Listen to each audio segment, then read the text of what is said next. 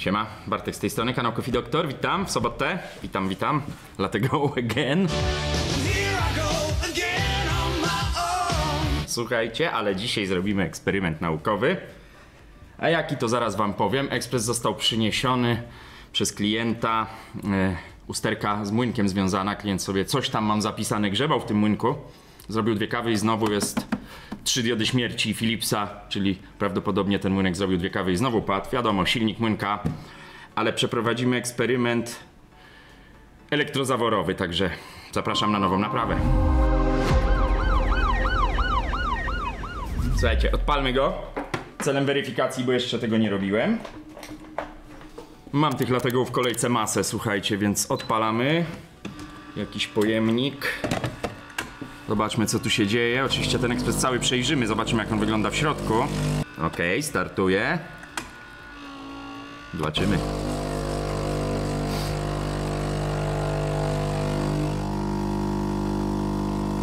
Na razie jest ok. No ale dojdźmy do procedury mielenia, bo to jest zgłoszone. Ja mam tutaj, słuchajcie, nie przejmujcie się, że to tak źle wygląda. To jest sprawny silnik młynka. To, co zawsze powtarzam, przewaga serwisu jest taka, że ja mam większość części sprawnych do testowania. Zanim zamówię młynek, bo zdarza się, że pada też sterowanie na elektronice, mogę sobie to sprawdzić i zaraz to uczynimy, ale najpierw spróbujmy zmielić kawę. Tutaj kawy nawet trochę jest. Znając życie i zasadę, że w serwisie ekspres zawsze działa. Sprawdźmy. No nie. Od razu wywala błąd. Czyli bierzemy się za niego. Bierzemy się za niego, słuchajcie, bo nie ma tu na co czekać. Wszystko wyciągam, to pod kamerę. Woda wyjęta, klapka nie może zostać klapka. Kawę trzeba odkurzyć, ale najpierw wykręcę, słuchajcie, śrubki. To już było wielokrotnie, więc... A już wam mówię, o jaki eksperyment chodzi. Elektrozawór spustowy, który tutaj często pada, bardzo często, nie ta końcówka, chłopie. Elektrozawór spustowy, który często pada, jest strasznie drogi. Jakościowo wszyscy wiemy już z moich filmów i nie tylko z moich, jak z tym zaworem jest. Więc spróbujemy dzisiaj włożyć elektrozawór od Expressu DeLonghi tutaj. To jest taki eksperyment, który tak naprawdę, żeby sprawdzić, czy będzie działał, trzeba na takim czymś popracować. No ale elektrozawór DeLonghi nie kosztuje nawet 100, czy tam powiedzmy około 100. Napiszę wam oczywiście w opisie filmu te części, jeśli to zadziała, bo ja tego nie testowałem. Tu jest parę rzeczy, na które trzeba zwrócić uwagę, żeby taki eksperyment przeprowadzić, ale to będę mówił, słuchajcie,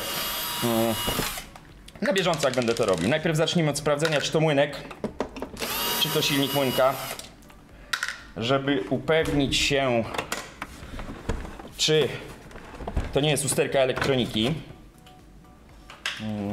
Tutaj te zatrzaski, one czasami się same odpinają, czasami nie. Trzeba im pomóc. Dobra. A, klient już im pomógł przy rozbieraniu. No to jest to, słuchajcie. No nic się niby nie stało, ale oba są już złamane. No, nie wolno tego tak wyciągać. Trzeba to odpiąć. Młynek źle włożony. Słuchajcie, jeśli nie macie pewno, no nie włożone są w ogóle tutaj te gumowe prowadnice, no to nie może tak być. Jeśli oglądacie moje filmy i na tej podstawie sobie naprawiacie ekspres, to róbcie to uważnie, no bo tu można sobie narobić szkód. Ja mam, już powiem wam, chyba na palcach 2 rąk by zabrakło zliczenia przypadków, gdzie klient sobie popsuł ekspres, to tak na dobre. Mam przypadek Siemensa, w którym jest spalony ekran dotykowy. 1500, o ile dobrze pamiętam, złoty netto, czy tam 1400 kosztuje część. Czyli nie ma sensu, gdzie nowy ekspres kosztuje 2600 zł. Wczoraj był klient z DeLonghi, wymieniał sobie elektrozawór, nie chciał się przyznać. Powiedział tylko, że coś namodził, nie chciał się przyznać. Upalił sobie w DeLonghi dynamice i elektronikę sterującą, i panel. Śmieć. Wiecie, no... Ja się cieszę, po to są te filmy, żebyście wy sobie dokonywali napraw w domu, tylko pamiętajcie, że No, trzeba to robić z rozwagą. A jeżeli czegoś nie wiecie, to nie zgadujcie, tylko dopytajcie, ewentualnie przywieźcie do serwisu. To jest to, co ja zawsze powtarzam, że trzeba wiedzieć, w którym momencie się zatrzymać. Miewam takich klientów, którzy coś tam zaczęli naprawiać na podstawie mojego czy innego filmu, to nie ma znaczenia w tej chwili. I no zatrzymali się w porę, przyszli do mnie, no i dobrze zrobili, bo było blisko. No to, że sobie klient tu nie posprzątał porządnie, no to już jest jakby rzecz wtórna. No ale ten młynek tak ułożony, no on by, tu by się od razu działo zło, to by latało, ta kawa by się dalej tu rozprowadzała, bo on nie może być też sztywno złapany, ta słynna śrubka, o której zawsze mówię. Pozdrawiam, Serwis24, jeśli oglądacie. Ale no, poróbcie sobie zdjęcia, jak to rozbieracie, bo no widać od razu, że coś tu jest nie tak, nie? On jest elastycznie, ale aż za bardzo. Czy jest dobrze podłączony? Wysypka? No. Kurczę, no wiadomo, można sobie w domu w ten sposób to zrobić. Słuchajcie, tu sobie klient jakimś klejem na gorąco chyba to skleił. Bo czy ona jest odłamana? No ja ją muszę zdjąć, tak czy siak, sprawdzić. Odwrotnie włożone przewody, czy plus do plusa. Tak, tu akurat dobrze, ale odwrotnie włożone wsówki. Potem ciężko jest to zdjąć, no to nie jest problem. To jest błąd, ale to jakby nie jest problem. Trzeba to trochę odgiąć i wysunąć. O, druga w ogóle się nie trzymała, no. Trzeba to z uwagą robić, słuchajcie, bo można sobie narobić buby, jak ja to nazywam.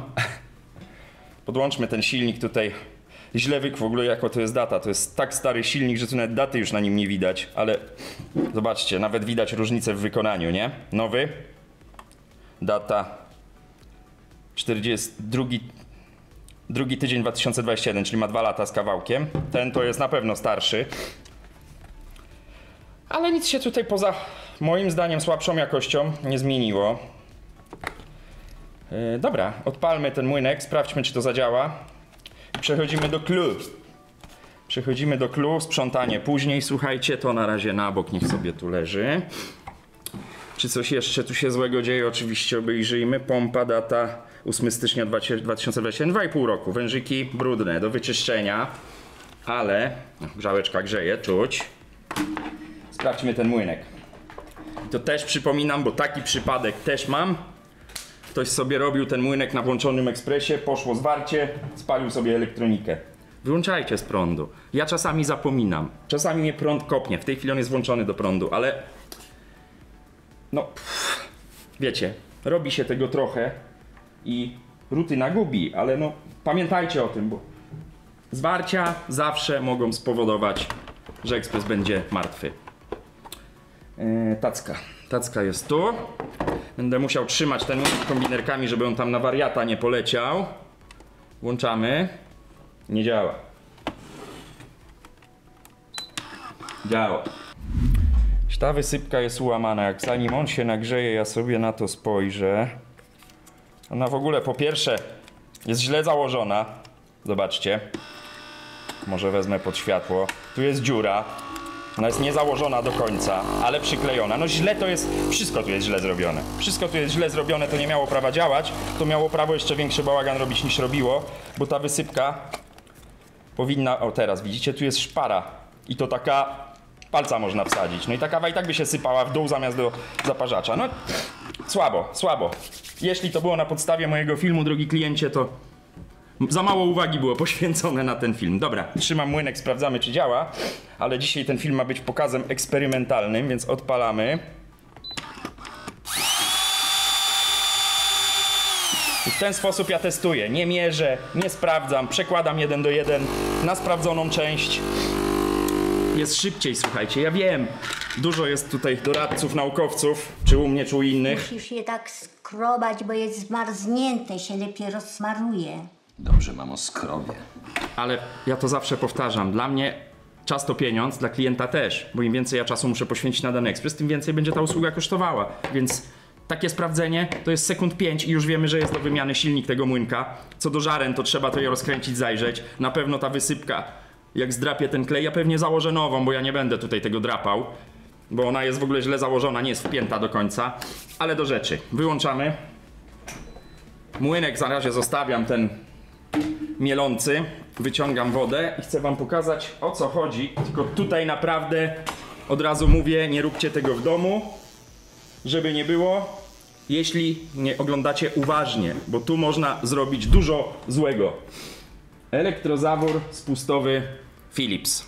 Bardzo ważna rzecz, oryginalny.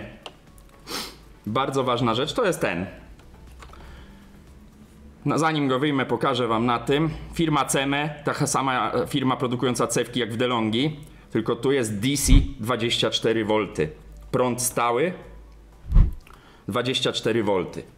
W elektrozaworach DeLongha jest, widzicie podobieństwo?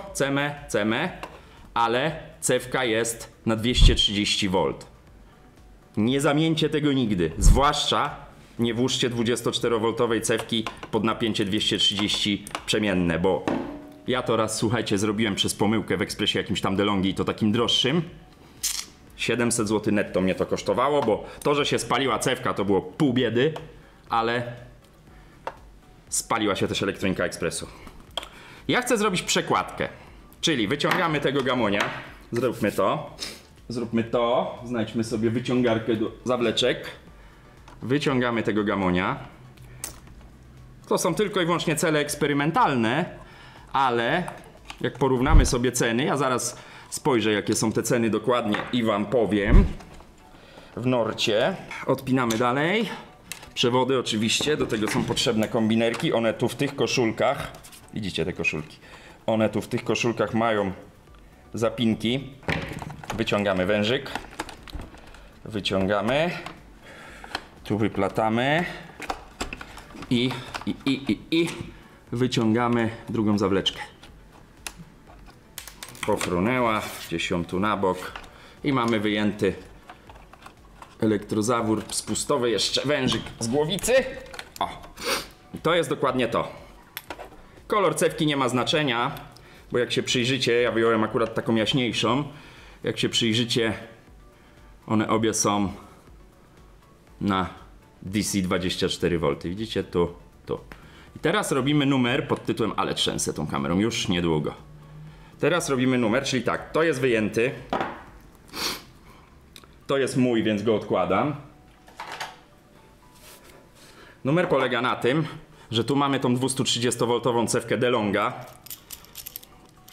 więc musimy się pozbyć cewki.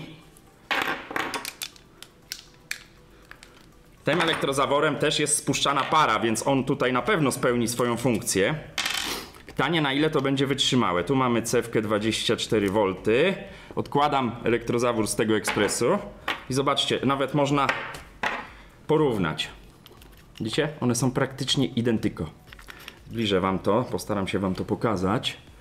One są, jak spojrzycie, no jest dłuższy trochę ten DeLonghi, ale to nie ma tu większego znaczenia, a chciałem to sprawdzić z racji tego, że ten to jest 1/3 ceny tego. Czy to będzie działać? To jest oczywiście przeróbka ekspresu na po gwarancji, no bo no nie grzebcie w ekspresie na gwarancji, po to jest gwarancja. Czyli tak, to jest czarny, to jest oryginalny tutaj z ekspresu. Tu mamy cewkę 230V, odkładam ją na bok, żeby nie pomylić. I patrzcie, to jest cewka 24V, jeszcze sprawdzę 2 razy, żeby nie pomylić. No tu idealnie pasuje, nie lata. Teraz jeszcze kierunek elektrozaworu, jedyneczka z dołu, czyli on będzie nam leżał tak. Macie kierunkowość w elektrozaworach, pamiętajcie, tu są takie, ja wam tego nie pokażę, bo tego nie widać, tu jest narysowana 1, 2, woda płynie, kierunek przepływu wody jest od 1 do 2. Nie wiem, czy to zadziała, no na logikę powinno, nie? Te elektrozawory też miały swoje wady w DeLonghi, bo potrafiły zacząć bzyczeć, no ale tak jak mówię, te siadają na potęgę, te są nieco tańsze, nawet zdecydowanie nieco. I tu mamy tylko te wężyki. Pytanie, czy nie będzie trzeba wymieniać tych wężyków. Pewnie będzie trzeba. A może nie? A może nie? No sprawdźmy. Uszczelki. Na razie wezmę ze starego elektrozaworu. Testujemy. Tu są na podwójnych uszczelkach. Jedna, druga. Trzecia, czwarta. Mam nadzieję. Trzecia, czwarta. No wyłaś. Jedna. I jeszcze jedna tu powinna być, czy została na wężyku? Została na wężyku, dobra. Teraz zobaczymy, czy tu wejdzie nam na jednej uszczelce, czy na 2, bo tego nie wiem. To jest już takie rzeźbienie, ale w zakresie, we własnym zakresie można sobie to robić. Czyli to nam idzie tak. Chyba tu nie wejdą mi dwie uszczelki. Zaraz to sprawdzę. Śrubokręt. Takie mam wrażenie. Nie. Czyli tu będziemy wkładać jedną uszczelkę. Będzie trzeba sprawdzić, czy to się nie leje. Jeśli się leje, będzie trzeba sobie te wężyki wymienić. Mam, zaraz sprawdzimy ewentualnie. No dobra, na razie weszło. Zawleczka. Ja to tutaj powieszę poza ekspresem, jeśli mi się uda, bo z tego się może lać, słuchajcie. Tego nie wiem, ale mam nadzieję, że zaraz się dowiem. Jedna weszła, nawet się to trzyma. Tu już mam uszczelkę, więc wkładam drugi wężyk tu. O, druga zawleczka. Okej. Przewody czy mi tu sięgną, tak żebym to wyciągnął poza ekspres. Wiecie, o co chodzi. Jeszcze raz pamiętajcie, ja sprawdzę, czy to jest 24V. To jest ważne, nie pomylcie, bo to jest prąd stały, prąd zmienny. Różnie może być. Biegunowość cewki nie ma znaczenia, więc tutaj przewody tak jak wam się chce. No i teraz ten wężyk też tu stąd wyprowadzę. Nie chcę, żeby to leżało w ekspresie, żeby ten ekspres się nie zalał. No i będziemy tak na tym organizmie patrzeć, słuchajcie. Tak to wygląda. Tak to wygląda. Wszystko identycznie, tylko włożony elektrozawór DeLonghi zamiast tego oryginalnego Philipsa. Popodpinane. Kierunek czy poprawny? Jeszcze raz sprawdzę, może nawet będziecie mogli to ujrzeć. Chyba odwrotnie wpiąłem. No jasne. Odwrotnie wpiąłem. Może to zobaczycie. Spróbuję wam to pokazać. A, nie widać tych napisów. Tu jest dwójeczka. Tu jest jedyneczka. Muszę go przekręcić, bo widzicie, gadam, ale zawsze trzeba sprawdzić. Tym razem jest od jedynki do dwójki. Wężyk spustowy. No i mamy to. I teraz ja sobie to tu wyciągnę. Będę to trzymał podczas pracy, żeby sprawdzić, czy się nie leje.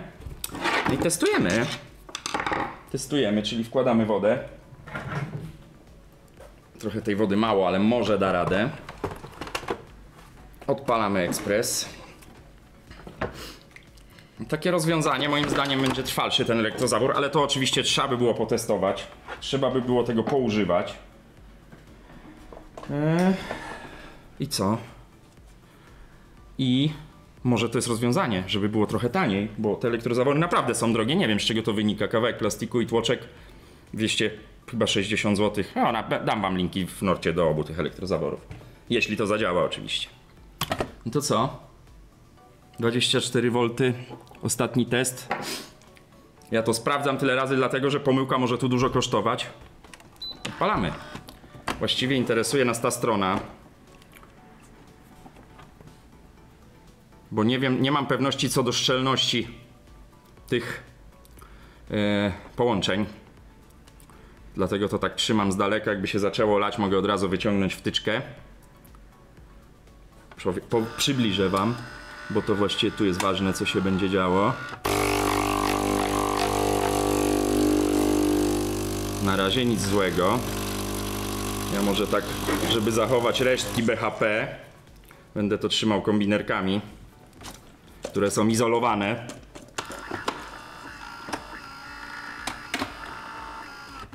No i co? Wybuchnie? Patrzymy tu na ten element, czy z niego się będzie lała woda. Hot water. Wygląda, że jest szczelnie. I widzicie? Leci. Dobra. Spróbujmy spieniania. Ja czuję, jak ten elektrozawór pracuje w rękach, bo stuknięcie czuję w kombinerkach. Łapa mi się trzęsie. 6 kaw, no słuchajcie. No dobra, nie mam karawki, ale spienianie. Czyli musimy zrobić cappuccino, ale to może zróbmy kawę mieloną. Tak, to jest ten trik taki. Przytrzymujemy przycisk kawy. Nie działa. Aha, dobra. Cappuccina. Kawa mielona.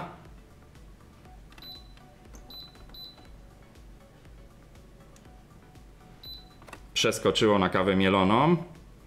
No i robimy tą cappuccinę. On teraz nie mieli, bo ustawiłem mu kawę mieloną. Nagrzewa w tej chwili, widzicie, idzie już kanałem spustowym para, tak to działa. I tu właśnie się psuje, że on się nie domyka, tamten elektrozawór i zamiast spieniać mleko, za chwilę tu buchnie pewnie para, to ładuje wszystko do tacki właśnie tym wężem.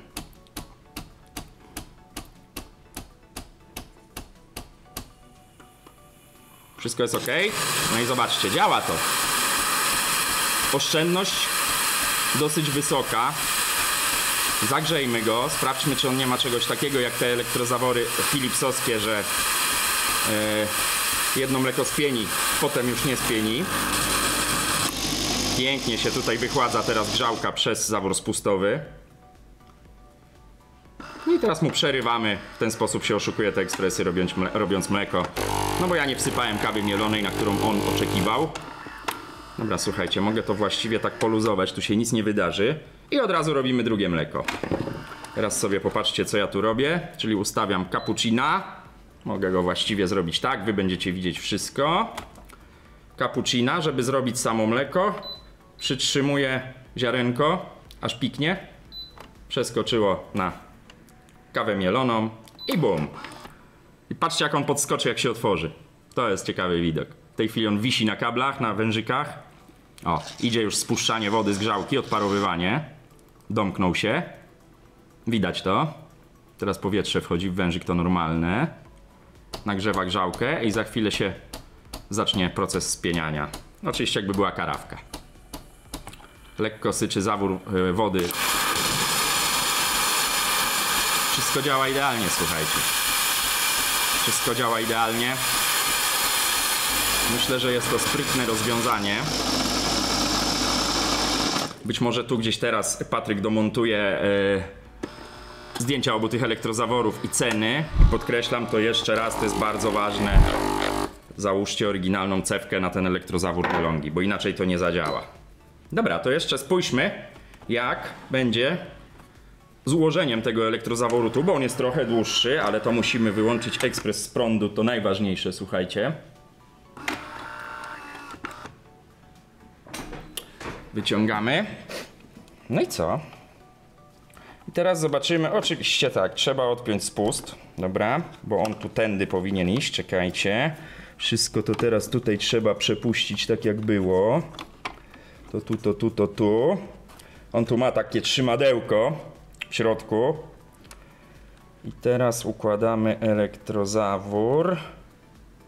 Jak on tu był? Niech ja pomyślę. On musi leżeć. Tak, dobra, już wiem. Coś takiego. Wyłączyłem z prądu, żebym ja się zaraz wam tu nie zaświecił. Coś takiego. Pytanie, czy pasuje? No pasuje, słuchajcie. Prawie że. Jeszcze tutaj ułożę kable. Słuchajcie, jak stąd. Zobaczcie. Zaraz wam wyjmę wodę z ekspresu, to wam przechylę, pokażę. Tacka tu. Tacka tu. Woda. No, tu jest mokro, narozlewało się, ale spójrzcie, jak on tu ładnie siedzi. Jako Le Originel. Ekspertyza do wymiany silnik młynka. Jeszcze sprawdźmy, słuchajcie, jak już tym Latte Go się dzisiaj pochylamy. Sprawdźmy, co tu się wydarzyło. Śrubka, ogranicznik. Pytaliście mnie o to na grupie naszej na Facebooku, do której zapraszam, link macie w opisie. Pytaliście mnie, po co jest ta śrubka. To jest ogranicznik, gdyby młynek zaczął się sam rozkręcać, co się nie zdarza, ale dmuchane jest na zimne, to ta śrubka spowoduje, że jak on by się zaczął sam rozkręcać, to ona zablokuje możliwość rozkręcenia się do końca tego. Żar na całe. Widać. Teraz co tu się Słuchajcie, ta wysypka jest cała. Niepotrzebne tutaj. To podklejenie tutaj nic nie daje w tym przypadku. A później to wyskrobię. Ale była źle założona. Była źle założona, bo nie została dobrze zapięta. Nie do końca. To się włożyło tak. Czy to widać? Widać, widzicie? O, tu widać. A to trzeba docisnąć i podkleić Moim zdaniem tu przede wszystkim, chcę tak wam pokazać, żebyście widzieli, tu trzeba taki pasek kleju zrobić, to ją wzmocni, na tym złączu właśnie tutaj.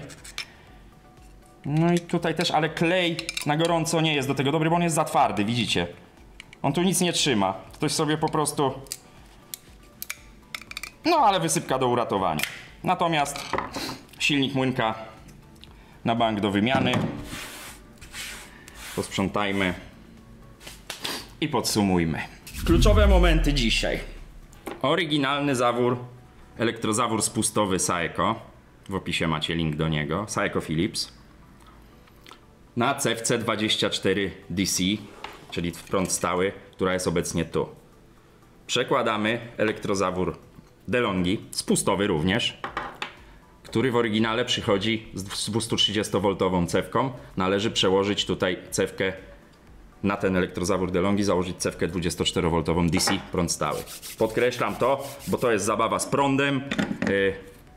Jeśli tu coś pomieszacie, nie miejcie do mnie pretensji. Mówiłem o tym z 5 razy na tym filmie, napiszę to też w opisie filmu. To zadziała w każdym Philipsie Latte Go, który ma karawkę. No działa, widzieliście. Tyle, słuchajcie. Tyle z mojej strony. Kawka Coffee Doctor, polecam. Akurat stoi tylko czerwona, 60% arabika, 40% robusta. Zielona jest 85% arabiki, 15% robusty. Jeśli chcecie ją zakupić, macie adres mailowy w opisie filmu. Napiszcie do mnie. Opis tej kawy jest u nas na stronie w dziale kawa www.coffeedoctor.pl. Polecam, naprawdę dobra. Czerwona jest mocniejsza, bardziej gorzka, zielona jest zbalansowana. Też nie jest słaba, ale nie ma takiego kopa jak ta z dużą ilością robusty. Przypominam oczywiście o partnerze kanału, firma Nord.pl. Portal Naprawiaj, nie wyrzucaj, linki jak zwykle wam się wyświetlają tu na dole i są oczywiście w opisie filmu. Krótko dzisiaj, ale fajnie, że to zadziałało. Chciałem to już sprawdzić, wczoraj z kimś rozmawiałem na ten temat i postanowiłem, że dzisiaj to sprawdzę i pokażę wam, czy to działa, a działa. Tyle. Dajcie lajka, dajcie suba, jeśli podobał wam się ten pomysł. Można zaoszczędzić parę złotych, naprawdę. Kanał Coffee Doctor, smacznej kawusi życzę, miłej soboty. Pozdrawiam, mówił do was Bartek. Pozdrawiam, trzymajcie się, cześć.